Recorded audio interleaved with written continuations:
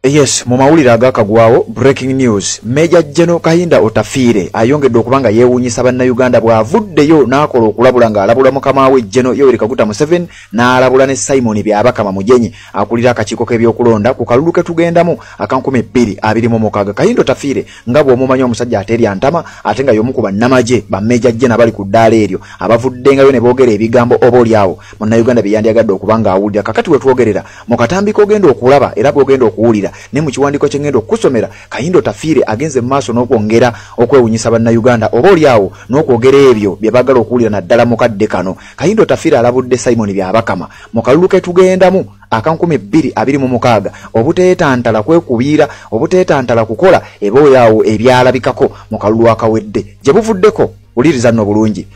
Ekibiina kya National Unity Platform kibadde kiggulawo ebitebe okwetolola eggwanga lyonna era nga baasooka okuggulawo ekitebe ekisangibwa mu Eastern Uganda ekyo nga kiri Iganga. Olunaku olwajjo oba mu nnaku nga 2 eziyise bagguddewo ekitebe ekisangibwa mu Western Uganda nga kino kiri Mbarara. Kakati mu kuggulawo ekitebe waalabiseeyo abasajja ba Mbega ababadde basindikiddwa nga bano bagenze kubega baana ki bantu ki abagenda okutambula n'ekibiina kya NUP naddala mu bitundu ebya Western Uganda. Era waliwo omusajja eyalabiddwako ng'ataddeko masiki awo newankubadde nga bw'omulaba awo newankubadde yavuddeyo ne yeegaana. Wabula bino General Kahinda Otafiire byali mu kugezaako okunenya bw'abaggulawo ebitebe. Lwaki mubusindikira ba Mbega? Lwaki muteekawo embeera eringa eyagala okumulemesa? Ekibiina kya NUP kiri mu mateeka okusinziira ku Kahinda Otafiire era n'agamba byonna bye kikola babikola emabega w'amateeka ge twabaga ffe bennyini. Kakati Kahinda Otafiire nkugambe ayongedde ogenda maaso n'okubanga ayogera ebigambo bannayuganda bye baagala okubanga bawulira. Kankulage katambi kano kampi akalaga Mbega eyabadde azze ku kitebe kya National Unity Platform nga bakiggulawo. Ekimu ku bigambo ebireetedde Kahinda Otafiire okubanga ate ayogera byayogedde nga bwogenda biwulira n'alabula Simon Byabakama n'alabula ne mukama we atali mulala amanyiddwa nga General Yoweri Kaguta Museveni. Wuliriza. Nange eringa abantu ba bulijjo olikodinga abaana bakuberuza basa oyo mumulaba oyo Mbega weno abamumanyi mu mutubuulire wajazaalibwa. Omusajja oyo yabadde tategerekeka naye yabadde yenyiga mu bafuut soldiers ab'ekibiina kya NUP abasangibwa Embalala ababadde bazze mu mirembe okulaba nga baggulawo ekitebe kyabwe. Era ekitebe ekyo kyagguddwawo bulungi nnyo era nga kyakolebwa mu nkola y'emu ekibiina kya NUP gye kyakola nga baggulawo ekitebe ekisangibwa Iganga mu bitundu bya Eastern Uganda. Kakati ebigambo nga bino oba ebikolwa nga bino ebyabadde bigezaako kutiisatiisa okulemesa ekibiina kya NUP okulaba nga baggulawo ekitebe kyabwe. General Kahinda Otafiire we yasinzidde n'ategeeza nti bino byonna bye mukola mwongera kwerabisa. Ekyamazima gino si gy'emirembe gye twalwanirira. Ebigambo bya Kahinda Otafiire nga yeebuuza lwaki mugezaako okuteerawo Robert Kyagulanyi Ssentamu n'ekibiina kya NUP embeera mumuleka aggulewo ebitebe bye nga bw'ayagala kubanga kino akikola mu mateeka. Ekibiina kya NUP kirina ne certificate ekkiriza okulaba ng'emirimu gino gigenda maaso n'okubanga gikolebwa. Waliwo ekigamba nti Kyagulanyi tasaanidde okuggulawo ebitebe buli liteeka lya Katonda ery'ensi n'ery'ekkanisa oba ekereziya n'oba omuzikiti erigamba nti Kyagulanyi tasaanidde kuggulawo ebitebe mu nsi ng'alina layisisi ya political party. Kimenya amateeka Kyagulanyi okugula offices. Kyagulanyi okugulawo office Mbarara, Jinja, Mbale tekimenya amateeka. Ddembe lya FDC. Mwabaayinale muli bagayaavu temwagala mwekwasa Kyagulanyi. Nawe mugulewo ki ebyammwe temumugaana nawe mugulewo ki ebyammwe nawe mukole ki muvuganye. Nolero Kyagulanyi aguddewo okola ki? Oli otudde nga Kahinda alize chai. Kyagulanyi agenze Mbale ndi nkutakalingiri ate tandika kuyomba Kyagulanyi.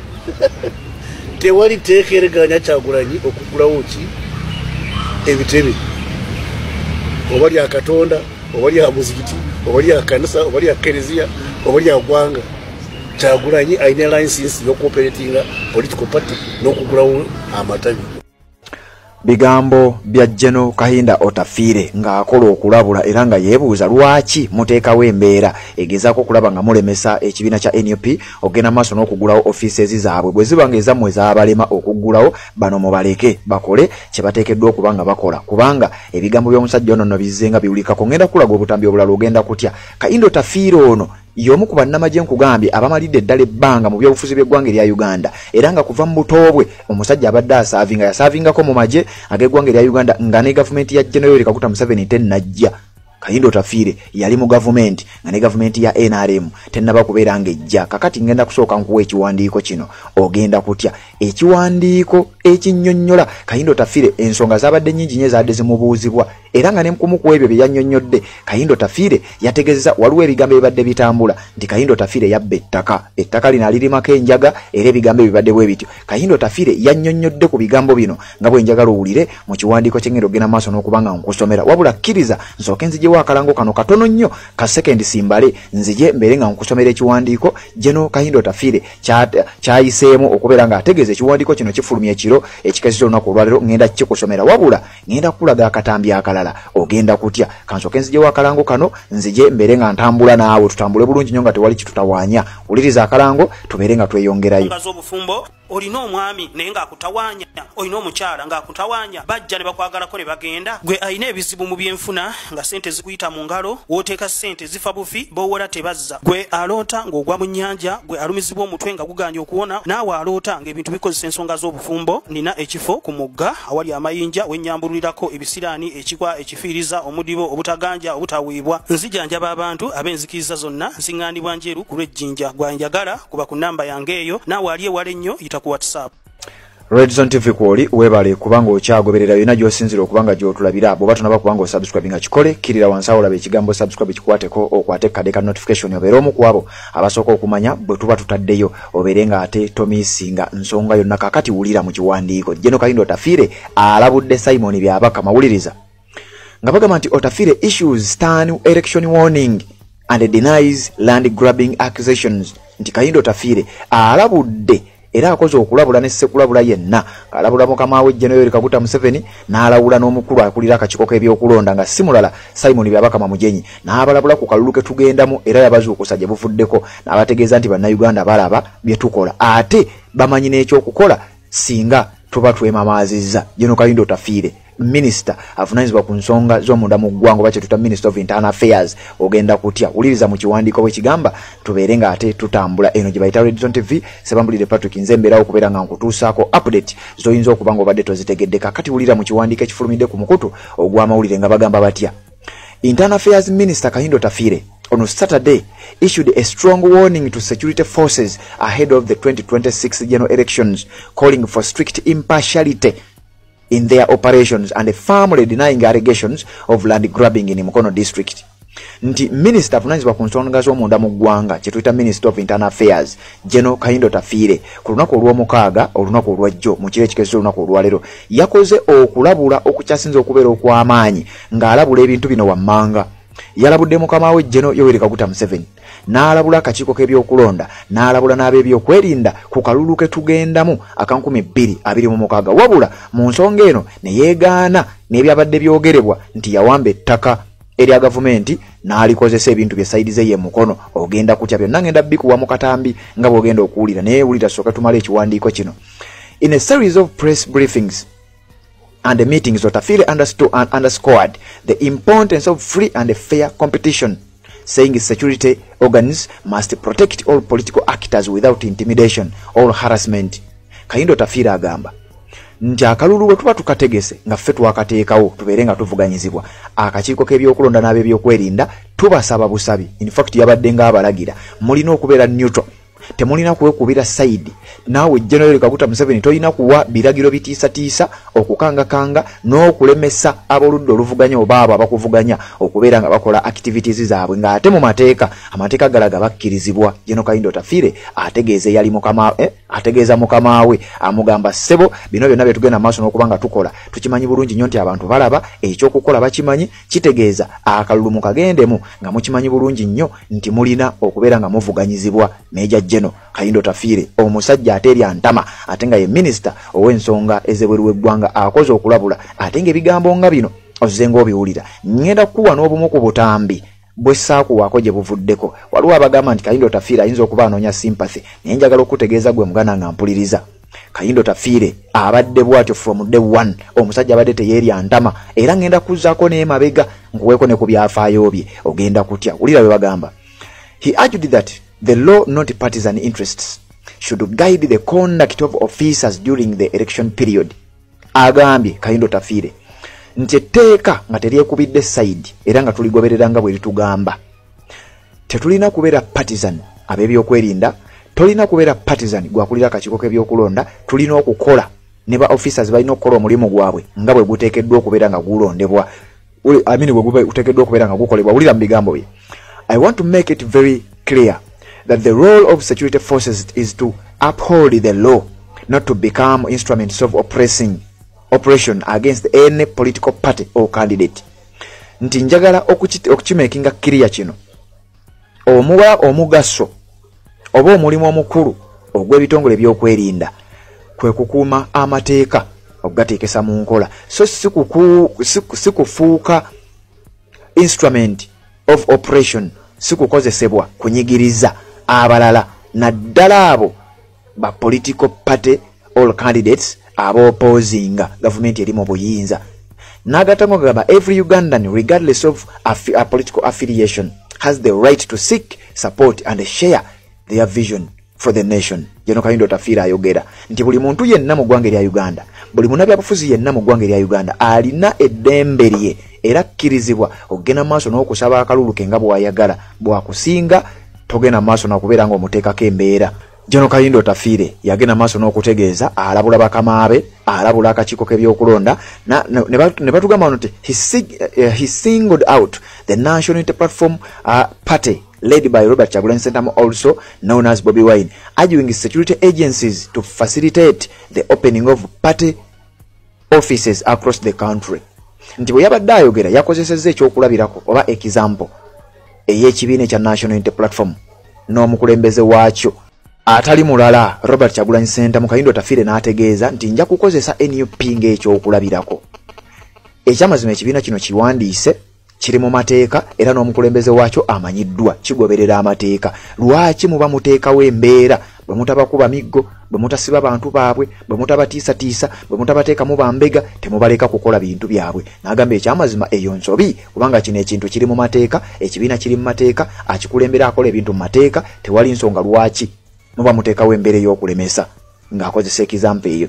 Tafiire stressed that Robert Kyagulanyi Ssentamu had broken no law and must enjoy the same freedoms as other candidates. Uliriza Tafiire ng'agamba mukama we nti Robert Kyagulanyi Ssentamu akulira ekibiina kya NUP ekyamazima talina tteeka lyonna ly'amenya, era munnayuganda ng'abalala kitegeeza alina okwenjoyinga oba alina okweyagalira mu ddembe eriri mu ggwanga erya Uganda nga bacandidates abalala, era tewabaayo omuntu yenna agezaako okubeera ng'amukwata, tewabaayo omuntu yenna tewabaayo ow'ebyokwerinda yenna agezaako okubeera ng'amubulookinga okukola ekintu kyonna. Jjukira Tafiire ono musajja munnamagye, ate nkugambye yasaavinga mu gavumenti nga ne gavumenti ya NRM tennajja. Kyovola mu butambi obumu bw'ogenda okuwulira Tafiire agamba tugenda kubeerawo wano nga Uganda weeri, Uganda yaliwo nga tetuliiwo, weeri nga weetuli, ate ejja kubaawo nga tuvuddewo. Mu bigambo bye ogenda kukawulira akatambi ako ogenda kutya. Sooka otuwa ekigalo, kirira wansi olaba ekigambo subscribe ku video eno, osubscribinge ku channel eno, obeere ng'ate otambula naffe. Genda obeere ng'oteeka obubaka bwo mu comment section ate ku nsonga y'emu, era ojja kubeera omu ku abo abatamiisinga nsonga yonna. Jeno Kayindo Tafiire gwe ngenda mu maaso n'okuba nga nkuwaako, then ku nkomerero ngenda kuwa ne ku byafaayo bye omutegere yaani ayitiddewa wa gy'avudde okutuuka wano. Uliriza mu bigambo bye n'agamba nti I have instructed the security forces to allow, ulirizawo bulungi nnyo wano, I have instructed the security forces to allow Mr. Kyagulanyi to open his party offices. Bino no yabyogedde mu lukiiko lw'amawulire olusangibwe mu makaage agasangibwe Mbuya mu bitundu by'e Nakawa. Agambye ye yalagidde oba yalagira ab'ebyokwerinda obutabaako obusitako yonna gye bateekawo, obutalemesa n'obutatawaanya Robert Kyagulanyi Ssentamu ng'agenda maaso n'okukola activities ze.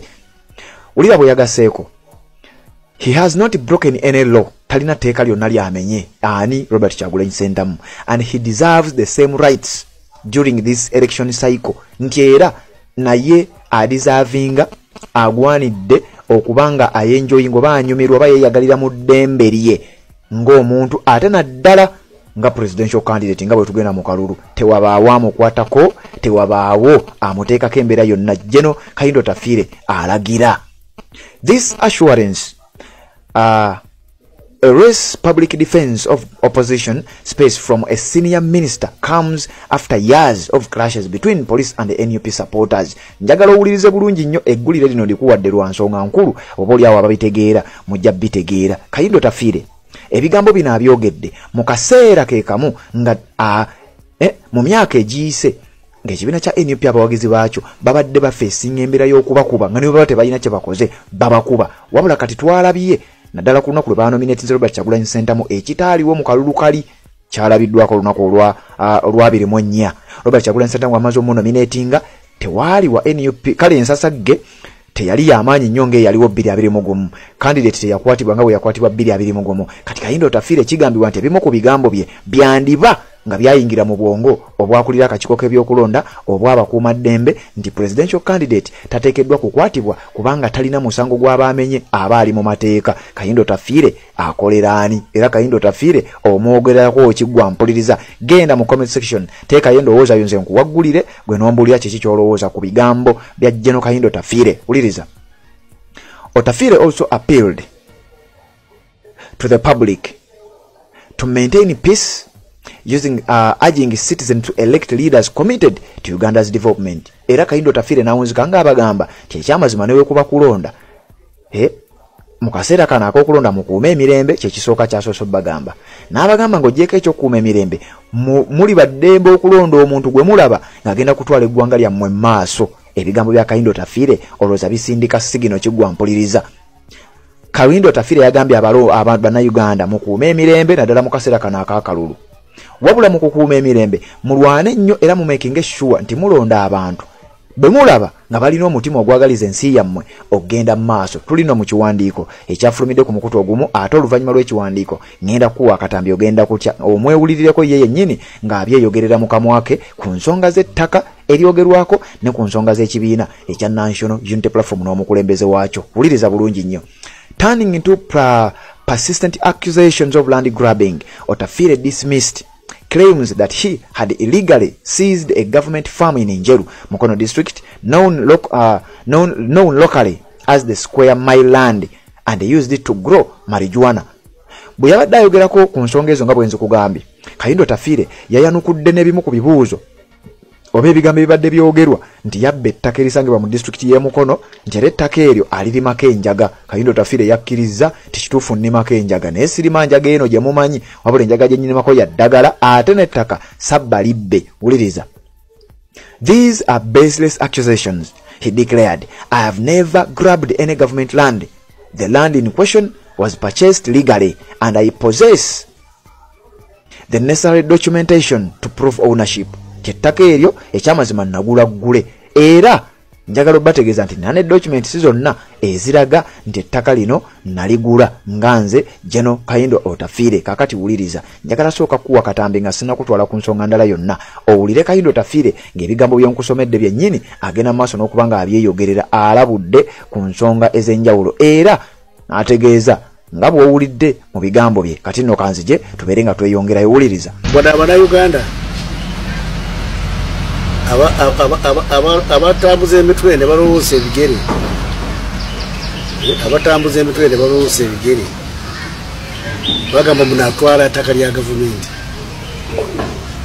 Bwe bagenda munanka mu mawulire bakuba ekifaananyi nti natwala square mile namba Seruganda ndina acres 5 ku eyali block 3 ne acres 5 kwe yali block 4. Ettaka eryo ku block 4 naligula n'omusajja bamuyita Christopher Rule eyasikira ettaka lya kitaawe omugenzi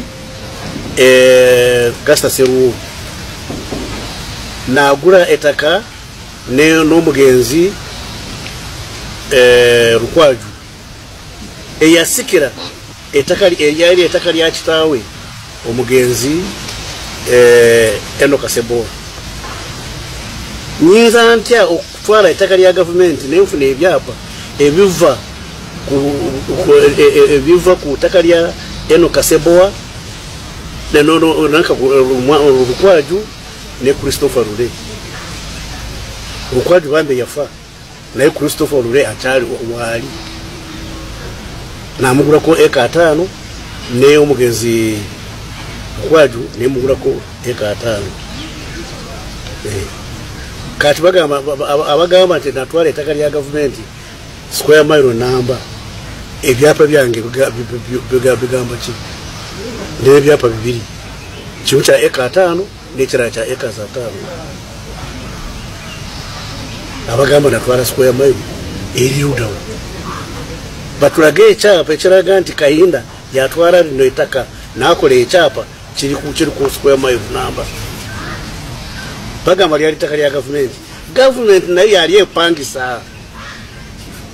yali epangisa ettaka lya Hamu Mukasa yapangisa ettaka lya Hamu Mukasa bwe yagenda okutaka netandika okuyingirira bano nanka gundi Seboa ne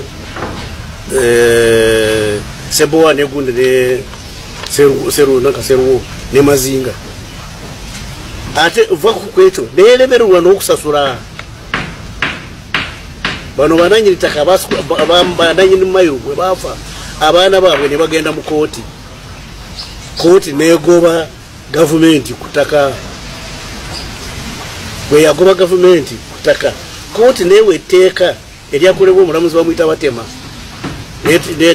newa ekiragiro bana abamulekwa babakolera ebyapa bwe bamala kukola ebyapa nga ndaka ne batuguza nga tetunafuna ebyapa byaffe bana bagulkacha ne bagenda ne batuwabira IGG namala emyaka 3 ng'abuuliriza n'akola reporter after emyaka 3 ng'alagira batuwe ebyapa byaffe kubanga agulkacha teyalinawo ki taka reporter bweri kati abagamba natwala ettaka lya government IGG yali musiru bamala ne batwala ewa gundi ewa commission ya Justice Bamugemerire batulage reporter ya Justice Bamugemerire yagamba ki ku ttaka eryo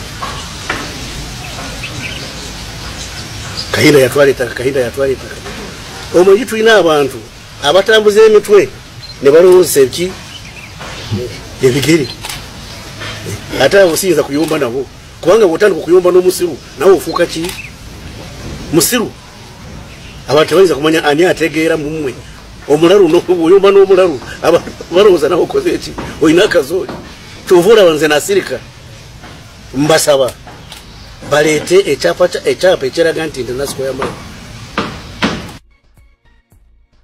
oyo ye General Kahinda Otafiire omusajja munnamaje ate akoledde mu gavumenti ez'enjawulo kubanga kugambye yatandika okukola mu gavumenti nga ne gavumenti ya NRM tennaba kubanga ejja ebigambo byenkyabikwongera General Kahinda Otafiire wabula nja kusabanga bulijjo kirira wansi awolaba ekigambo subscribe kikwateko gwe omupya atanaba kubeera ng'osubscribinga gwe amaze okuba ng'osubscribinga nja kukutegeeza genda video eno obeere ng'ogiwa ekigalo kubanga bulijjo ntera okukugamba nti gy'okoma okulayikinga information eba ogiyambyeko okubeera ng'etambula buli muntu yenna abeere nga funa amawulire nga naawe bw'ogafunye genda mu comment section teekamu obubaka kuba ku nkomerero y'amawulire gano ntera okujja n'empitayita mu bubaka bwammwe at least n'ensoma amannya gammwe nga bulijjo bwe tutera okubeera nga tukikola kakati nga sinagenda wala ngenda kubaako wano ensonga endala gye nkuwe n'ebimu ku byafaayo eby'omukulu amanyiddwa nga Major General Kahinda Otafiire ogenda kumutegeera bulungi nnyo wabula nga sinaba kubanga ngenda eyo njagala nsooke nkulage bino Kahinda Otafiire azzenga abyogera gye buvuddeko era obutambi obumu ku buno ozzenga obuwulira omusajja azzenga akola okulabula ng'ategeeza nti ekyamazima abantu abamu tebateekeddwa kubeera nga bukwatibwa Kahinda Otafiire azzenga ayimirira ne munnayuganda naddala ku nsonga ezimu wulira ebigambo bino yabyogera gye buvuddeko era ng'agamba lwaki ababavuganya mu bakwata bukwasi mu kifo ky'okugenda mu maaso mubeere nga mukonvinsinga abalonzi mubeere nga musinga basinge wuliriza nabo abaana akagunda abikwerinda mulekera okukwatira abantu obwereere bano banuupu oba banuupu ali mu mateeka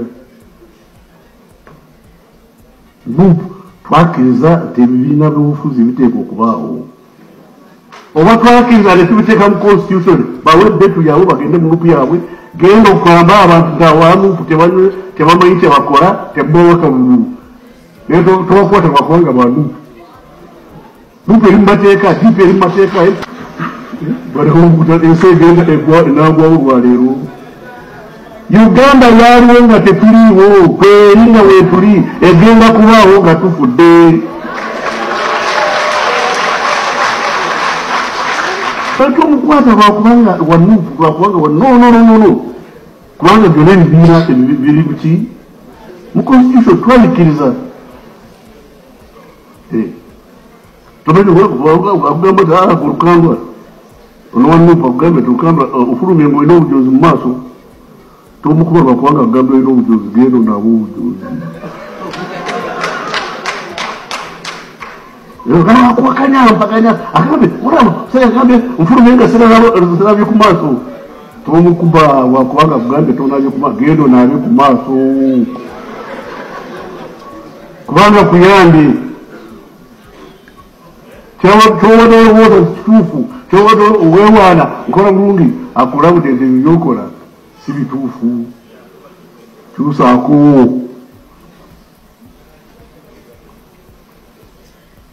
kyusaako tolwala noyo akugambye nti empale yo ng'eyulise empale eyulise egenda ogisone naye kumbuulirwa kubanga kugamba empale ekoze eki okudane. Please baba security mutefukunaka wayimura ebukole butansanyusa naye byataana ekitoo tebimanyi byetwayitamu tebimanyi ate bali ono bepanka amaje byemumanyi tubimanyi byetumanyi temubimanyi.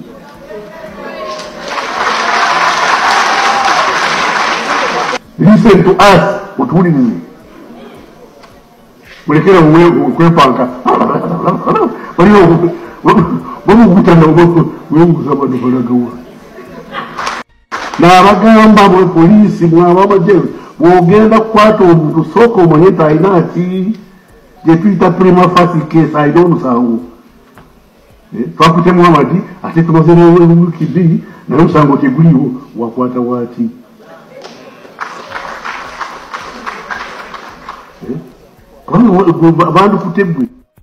And this goes for all episodes in political struggle, including the struggle of Besigye. That Besigye should be tried in a court, condemned or absorbed, is a right. It's a right. So why not you? The department falls under you. DPP is under Chiwanuka. Yeah.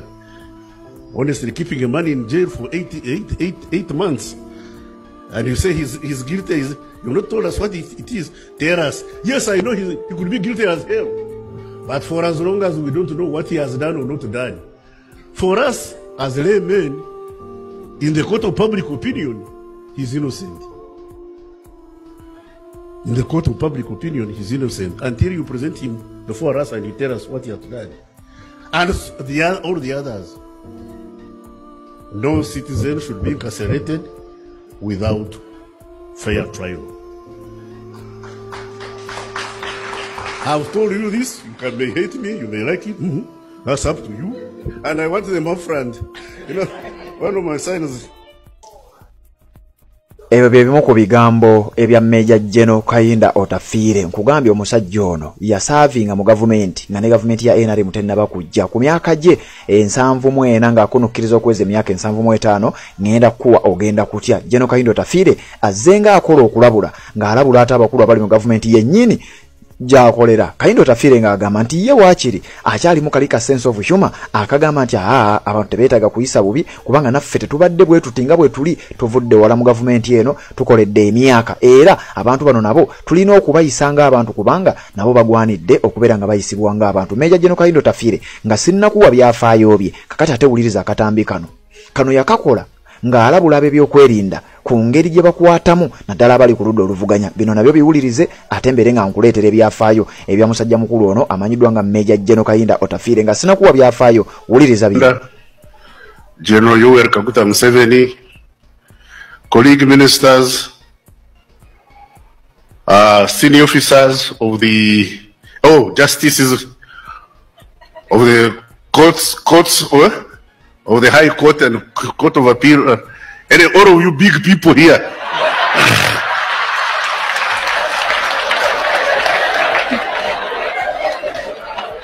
Your Excellency, this is not my day. I'm an invitee, and I'm also eager to listen to you, to your wisdom. But I have about 3 things I would want to say, and don't excuse me for winning. We have a problem with welfare. I bleed when I see police officers who are working at Ginger Road sleeping in Mukono, and they must come to work on time and then go back on their meager salaries. There is need for housing the police, the prison, and the Directorate of Immigration. That would have been solved if we didn't have people who think within the box in the Ministry of Finance. They don't want to think outside the box, or if the box becomes difficult, remove the box. But that's not your job, Your Excellency. I handle it with my colleague, Mr. Kasaija. Fortunately, he's one of my predecessors. He should know that there is need for adequate housing for these agencies. Allow me to thank IGP Tom Magambo. I was here recently, and when they told me you were coming to visit this place, I just said, now, because this place was very rugged. And, you know, when I came here, he told me, you know, there was a need for, and of course the pocket was empty. So I went with my heart beating and said, now, what do I tell this young man? The place was bad, to be sincere. But Tom, with the police authority, police leadership, I thank you for making this place livable, together with your... And you remember I promised you to increase the manpower, CID. Your Excellency, CID is understaffed. Well, the resources willing, we shall see what to do. We have not forgotten, we shall see what to do. Then, Tom, what you've forgotten to do is, I remember I asked you the reconstruction of the CID. I don't want to blame the past leaders of the police, but I think when handling the CID, quite a few mistakes were made, and together with the Inspector General, I talked to him. We should reconstitute the CID to make the CID equal to its job.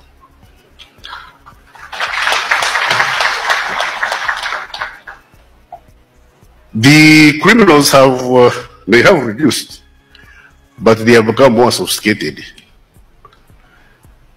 There is, you know, Your Excellency, remember I had a quarrel with these gentlemen of the Law Council when they were saying we should examine the people before they go to LDC.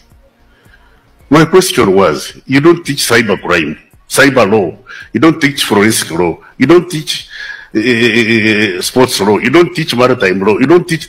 Do you need these judges and these lawyers? When you put a pre-entry, those who didn't study these things and did them abroad are at a disadvantage. And yet we need these people. Similarly, the CID ought to be educated in these disciplines. We need CID officers who are conversant with cybercrime, who are conversant and competent with maritime law, with the oil and gas, with the etc. So, Your Excellency, there is need for adequate training for CID officers, reshaping and adequate training for CID officers. Finally, we have this problem of the existential threat to national integrity and development, corruption. I find it a bit difficult that it's only you blowing the clarion call to fight corruption when the rest of us in leadership are a bit silent. I think I call on my political leaders to stand up and we support the president in fighting against corruption. Let's talk. We may not change the match, but let's also talk. And as for you, the CID officers and prosecutors, as you know, I have read both groups and I know what happens down there. I'm not here to spoil the wedding.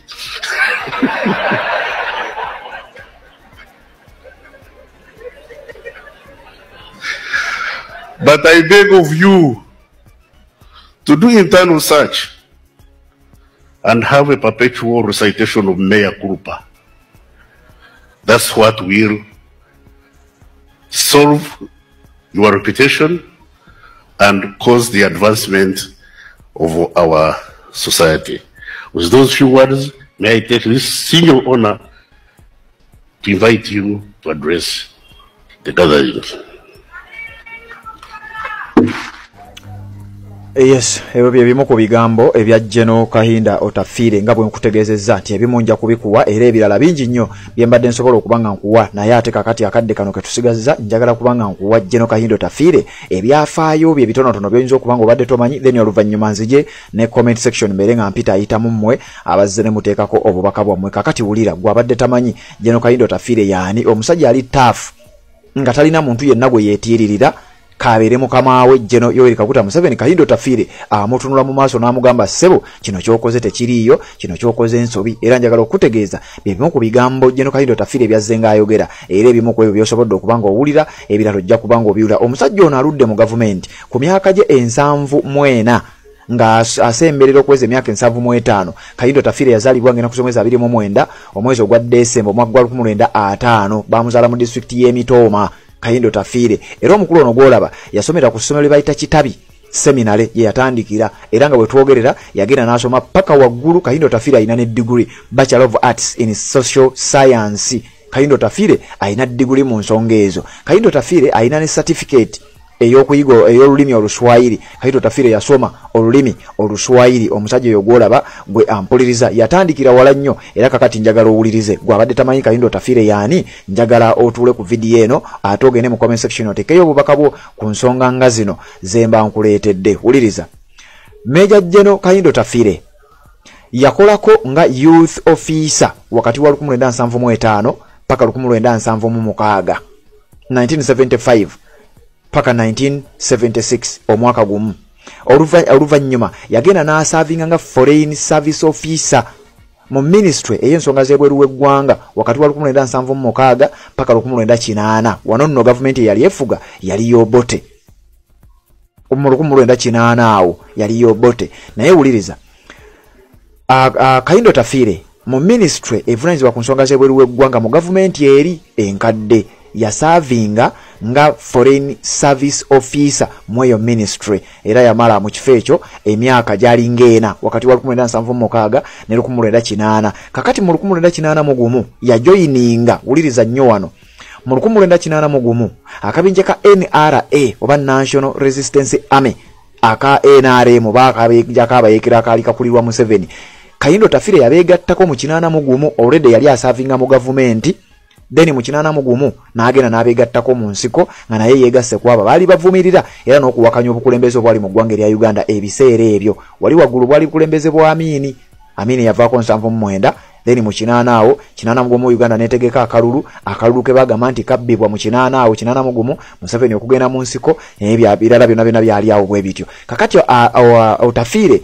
n'agenda maaso n'okubanga yeegatta ku basajja bano abaali bali mu nsiko abagenda maaso n'okubanga balwana wabula we yali yakabatuukako mu nsiko ne bamuwa ekifo kya chief political commissioner kuba nkugambye bali bakitegedde bulungi nnyo nti omusajja abadde asaavinga mu gavumenti. Kati we babeerera mu nsiko baamuwa ekifo ekyokubeera chief political commissioner.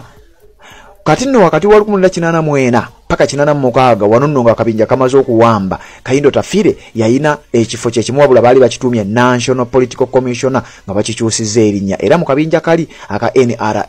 Kakati oluvannyuma lw'okubanga bali bamaze okubanga bawamba obuyinza era nga batuuse mu kibuga Kampala mu mwaka gwa 1986 Kayindo Tafire yasavinga nga Commissioner Internal Affairs Interim Administration. Wuliriza bulungi nnyo bwe baali bakawamba mu mwezi gwa January omwaka gwa 1986 Kayindo Tafire baamuwerawo ekifo ekyokubeera Commissioner Internal Affairs Interim Administration. Obukulembeze nga bwakawambibwa Kayindo Tafire yali musajja wa nkizo nnyo era nga y'omu ku abo be baali balina okubeera nga batandikirako mu ebyo ebiseera ebya NRA obukulembeze obwali bwa NRA obupya wakati wa 1985 ne 1986 nga bali mu kuwamba. Kakati wuliriza wakati wa 1986 paka 1988 Kayindo Tafire yasavinga nga minister omubezi kye tuyita Minister of State ow'ensonga z'omunda mu ggwanga, Minister of State for Internal Affairs. Era ng'ono uliriza nnyo nno wano otegere Kayindo Tafire musajja alina mukko kalike nkugambe ke bayita sense of humor. Ulira kye yakola mu mwaka gwa 1988 Kayindo Tafire okuva mu kifo ekyo nga minister omubezi ow'ensonga z'omunda mu ggwanga yagenda mu bbaaleemu mu kibuga Kampala ne bafuna obutakkaanya era n'ajjayo emmundu ekika kya bastola n'agitunuza mu mukazi omu mu bbaaleemu mu kibuga Kampala. Wabula Kayindo Tafire we yalaba omusango gutandise okutambula gutandise okumukka mu vvi yagamba sisobola kusaavinga nga mukungu ate nga nninako omusango ogufaanana bwe guti. Kayindo Tafire n'alizayininga ku kifo ekyo. Wabula waayita akabanga katono nnyo ne bamukomyawo n'abeera presidential assistant ku nsonga z'ebyokwerinda oba kye tuta presidential assistant for security Kayindo Tafire. Akaseera kayitawo katono nnyo ne bamufuula oba n'asaavingako nga director general of the External Security Organization ESO wakati wa 1992 paka 1994.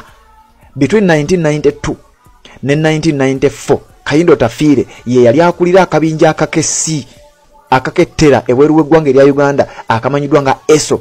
Akawukana ku ISO bino ebibinja bibiri ebitongole ebikesi. Kuliko ekitongole ekya ISO Internal Security Organization then ne ESO External Security Organization. Kino ESO kikettera bweru wa ggwanga then ISO kyekitongole ekikesi ekikettera mu ggwanga munda.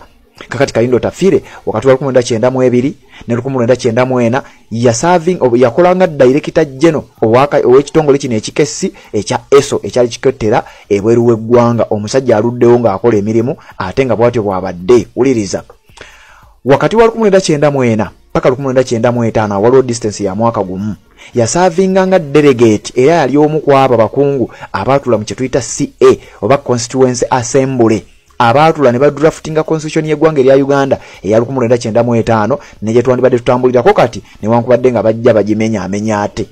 Oluvannyuma lwa CA Kayindo Tafire yasavinga nga minister omubezi ow'ensonga z'ebyokwerinda kye tuyita Minister of State for Security wakati wa 1994 era ne 1995. Then okuva 1996 paka 2001 Kayindo Tafire yasavinga nga minister omubezi ow'ensonga za local government oba government z'ebitundu kye tuyita Minister of State for Local Government. Kayindo Tafire yasavinga mu eyo ministry wakati wa 1996 paka mu 2001. Kayindo Tafire yalondebwa mu parliament mu mwaka gwa 1996 era yasavinga abantu ba side eyo side z'emitooma eyo gye bamuzaala. Wakati wa 1998 paka 2001 Kayindo Tafire yaliko kye tuyita political head oba akulira ekiwayi eky'ebyobufuzi kye tuyita political head mu kye tuyita Uganda Military Expedition into the Democratic Republic of Congo. Jukira nakugamba waliwo amagye g'eggwanga agagenda e Congo era ebyo nga bwe wabiwulira bye byavaamu n'okubba embaawo n'ebintu ebimu ebiviirako n'eggwanga lya Uganda okubeera nga kati Congo erina ebbanja lyebanja Uganda. Kakati kigambibwa nti Kayindo Tafire yali omu ku abo era wakati wa 1998 ne 2001 ye yali akulira kye tuyita department eya political department oba yali political head mu kye tuyita Uganda Military Expedition into the Democratic Republic of Congo. Mu mwaka gwa 2001 Kayindo Tafire yalondebwako nga Minister of State for Regional Cooperation, Minister omubezi ow'ensonga z'omukago ogwa Regional Cooperation, Minister of State Kayindo Tafire era nga yasavinga mu kifo ekyo okuva mu 2001 paka mu mwaka gwa 2003 mu mwaka gwe gumu ogwa 2003 Kayindo Tafire yalondebwa nga Minister w'ensonga z'ettaka amazzi n'embeera y'obutondo bakye tuta Minister of Land, Water and Environment. Major General Kayindo Tafire baamulonda mu kifo ekyo mu mwaka gwa 2003. Wuliriza ekifo ekyo yakisavingamu paka mu mwaka gwali gwa 2006 kuba 2003 paka mu mwaka ogwa 2006 ng'akolanga Minister w'ensonga z'ettaka, Minister of Land, Water and Environment.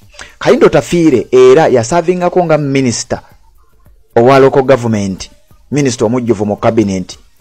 Era oluvannyuma n'alondebwa okubeera Minister ow'ensonga z'ebyobusuubuzi n'amakolero kye tuyita Minister of Trade and Industry mu mwaka gwa 2009.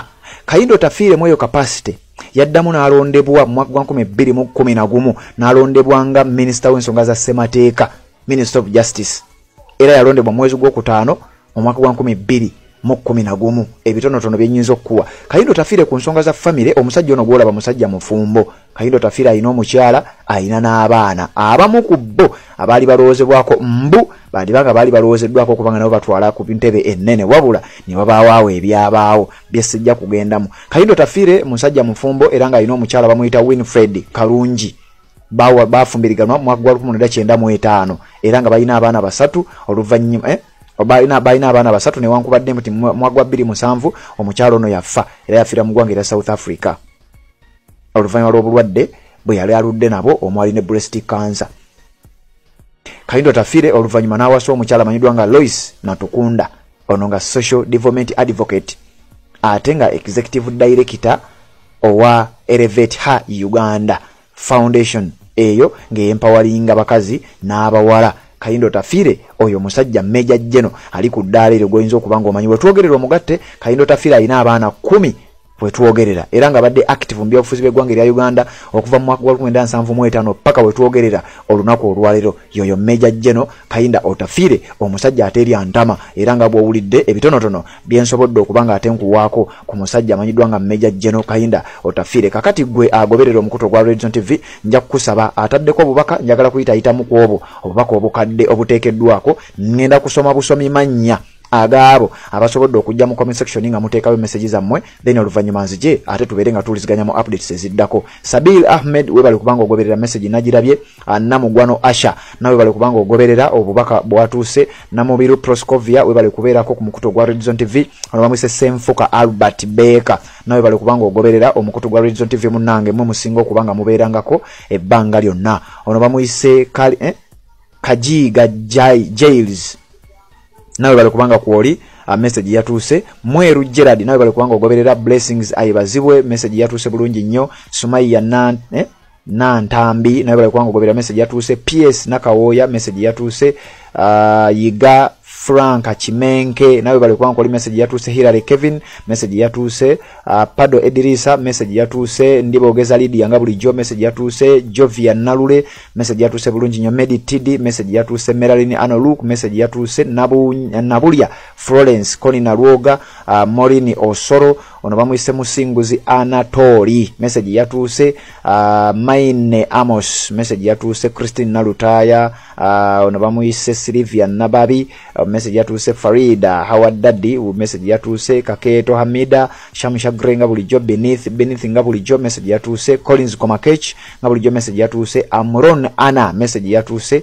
Shadi Yandagire message yatuuse. ono bamwise Ahadi Moriri message yatuuse. Mumbejja Shamira ne Mirembe Fatuma n'abalala mwenna message zatuuse bulungi nnyo. Kakati njagala tuuliziganye mu updates ezigenda okubeera nga ziddako kubanga bwentera okugamba amawulire gakyali mangi ate nange nkyaliwo okgenda mu maaso n'okubeera nga kutuusako. Tuuliziganye mu updates eziddako. Obufumbo olina omwami naye ng'akutawaanya, olina omukyala ng'akutawaanya, bajja ne bakwagalako ne bagenda. Gwe ayina ebizibu mu byenfuna nga ssente zikuyita mu ngalo, wooteeka ssente zifa bufi b'owola tebazza. Gwe aloota ng'ogwa mu nnyanja, gwe alumizibwa omutwe nga guganja okuwona, naawe aloota ng'ebintu bikozesa ensonga z'obufumbo. Nina ekifo ku mugga awali amayinja wennyambulirako ebisiraani, ekikwa, ekifiiriza, omudibo, obutaganja, obutaweebwa. Nzijanjaba abantu ab'enzikiriza zonna, nsiŋŋaanibwa njeru ku lw'ejjinja. Gwanjagala kuba ku nnamba yange eyo, naawe ali ewala ennyo yita ku WhatsApp.